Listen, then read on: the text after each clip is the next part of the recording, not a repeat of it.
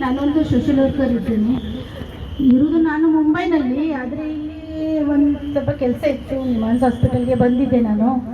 ಆಗ ಗೊತ್ತಾಯಿತು ಇಲ್ಲಿ ಈಗೆಲ್ಲ ಮೋರ್ಚೆ ನಡೆದಿದೆ.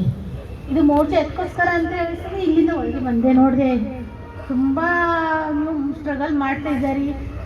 ಅದು ಏನಾಗಿದೆ ಅದರ ಮೇಲೆ ಅದಕ್ಕೋಸ್ಕರ ಎಲ್ಲರಿಗೆ, ಎಲ್ಲ ಡಾಕ್ಟರ್ಸ್ಗೆ, ಯಾರ್ಯಾರು ಇಲ್ಲಿ ನಿಂತಿದ್ದೀರಿ ಮೋರ್ಚಾದಲ್ಲಿ ಎಲ್ಲರಿಗೆ ಥ್ಯಾಂಕ್ಸ್ ಅಂದ್ಕೊಂಡು, ತಮ್ಮ ಉತ್ತಮ ಸಮಯವನ್ನು ತಗೊಂಡು ಅದಕ್ಕೋಸ್ಕರ ನೀವು ಮೋರ್ಚೆ ಮಾಡಿ ನ್ಯಾಯ ಕೊಡಿಸ್ಲಿಕ್ಕೆ ಮುಂದೆ ಬಂದಿದ್ದೀರಿ.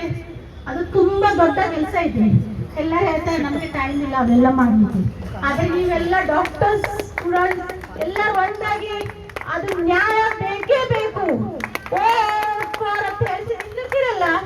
ಅದೇ ದೇಶಕ್ಕೆ ಚುನಾವಣೆ ಅಂತ ಹೇಳ್ಬೇಕು. ಯಾರು ಚುನಾವಣೆ ನಿಂತಿದ್ದಾರೆ, ಯಾರಾದ್ರೂ ಬಂದಿದ್ದಾರೆ ಇಲ್ಲ. ಬಟ್ ಡಾಕ್ಟರ್ ಅಭಿಮಾನಿಗಳು ಅವ್ರು ನ್ಯಾಯಕ್ಕೋಸ್ಕರ ನಿಂತಿದ್ದಾರೆ. ಇದೇ ದೊಡ್ಡ. ನಾವು ಯಾಕಂದ್ರೆ ಡಾಕ್ಟರ್ ಅವ್ರೇನು ಏನು ಮಾಡೋದಿಲ್ಲ. ಆದ್ರೆ ಸ್ವಲ್ಪ ಯಾರು ಡಾಕ್ಟರ್ಸ್ ಏನು ಮಾಡೋದಿಲ್ಲ ಅಂತಾರೆ, ಅವ್ರು ಬಂದು ನೋಡ್ಬೇಕು. ನಿಮ್ಮ ಒಂದು ಯೂಟ್ಯೂಬ್ ನಲ್ಲಿ ಎಲ್ಲ ಇದೆಲ್ಲ ನೋಡ್ಬೇಕಾಗತ್ತೆ. ಇದೆ ಡಾಕ್ಟರ್ಗಳು ಎಷ್ಟು ಮುಂದೆ ಬಂದು ನ್ಯಾಯಕ್ಕೋಸ್ಕರ ಹೋರಾಡ್ತಾರೆ. ಇದೆಲ್ಲ ಆಗ್ತಾ ಇದೆ.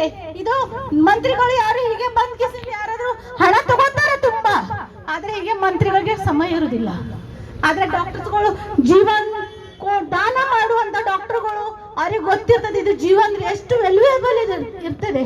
ಅದಕ್ಕೋಸ್ಕರ ಅವರೇ ಮುಂದೆ ಬಂದು ನ್ಯಾಯ ಕೊಡಿ ಅಂತ ನಿಲ್ತಾರಲ್ಲ, ಅದು ತುಂಬಾ ನನಗೋಸ್ಕರ ಅಂತೂ ಖುಷಿ ಇದೆ. ಆದ್ರೆ ಅವ್ರು ಮಾಡ್ತಾರೆ ತಮ್ಮ ಸಮಯ ಕೊಟ್ಟು ಎಲ್ಲ ತಮ್ಮ ಬೇರೆ ಸ್ಟಾಫ್ಗೋಸ್ಕರ, ಇದು ಪೇಷಂಟ್ಗೋಸ್ಕರ ಕೊಡುವ ಸಮಯ ಇದಕ್ಕೋಸ್ಕರ ಕೊಟ್ಟಿದ್ದಾರೆ ಒಂದು ಸ್ವಲ್ಪ ಟೈಮ್. ಅದು ತುಂಬಾ ಅಮೂಲ್ಯವಾಗಿದೆ ನನಗೋಸ್ಕರ. ನಾನು ಥ್ಯಾಂಕ್ಸ್ ಅಂತೇನೆ. ನಾನು ಇನ್ನೊಂದು ಹೇಳ್ತೇನೆ, 2016 ಒಂದು ಪತಿ ಮತ್ತೆ ಪತ್ನಿ ಅದು ಹೀಗೆ ಆಗಿತ್ತು. ಅವರು ಫೋನ್ ಮಾಡಿ ಕರೆಸಿದ್ರು, ಮುಂಬೈನಲ್ಲಿ ಹೀಗೆ ಆಗಿದೆ 2016 ಕರೆಸಿ ಹೆಂಡತಿಗೂ ಸಹ 15 ಜನ ಹೊಡೆದ್ರು. ಲಾಸ್ಟ್ ಗಂಡನಿಗೆ ಸಾಯ ಹೊಡೆದ್ರು. ಕೋರ್ಟ್ನಲ್ಲಿ ಕೇಸ್ ಇತ್ತಂತೆ. ಆ ಕೇಸ್ಗೋಸ್ಕರ ಅವಳು ಎಲ್ಲ ಮಂತ್ರಿ, ಪೊಲೀಸ್ ಆಫೀಸರ್ ಎಲ್ಲರ ಹತ್ರ ಲೆಟರ್ ರೈಟಿಂಗ್ ಬರ್ದು ಲಾಸ್ಟ್ ನ್ಯಾಯಕ್ಕೋಸ್ಕರ ಓಡಾಡ್ಲಿ. ಅವಳಿಗೆ ಇನ್ನ ತನಕ ನ್ಯಾಯ ಸಿಗ್ಲಿಲ್ಲ.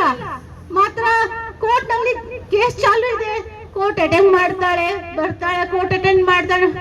ನೋಡಿ ಹೀಗೆಲ್ಲ ಆಗ್ತಾ ಇದೆ ನಮ್ಮ ದೇಶದಲ್ಲಿ. ಇಲ್ಲಿ ನೀವು ಬಂದು ನಿಂತ್ರಿ ಅಂತ ಅದು ನ್ಯಾಯ ಸಿಗ್ತದೆ. ನಾನಂತ ಅವ್ರಿಗೆ ಸಹ ಹಾಗೆ ನ್ಯಾಯ ಸಿಗ್ಬೇಕು. ಅವ್ರಿಗೋಸ್ಕರ ಸಹ ಎಲ್ಲರೂ ಬಂದು ಮುಂದೆ ಹೆಲ್ಪ್ ಮಾಡಬೇಕು. ಇದೇ ನನ್ನ ಆಸೆ ಐತಿ. ನನ್ನ ಕನ್ನಡ ಎಲ್ಲ ಜನತೆಗೆ ನನ್ನ ಥ್ಯಾಂಕ್ಸ್, ತುಂಬ ಥ್ಯಾಂಕ್ಸ್.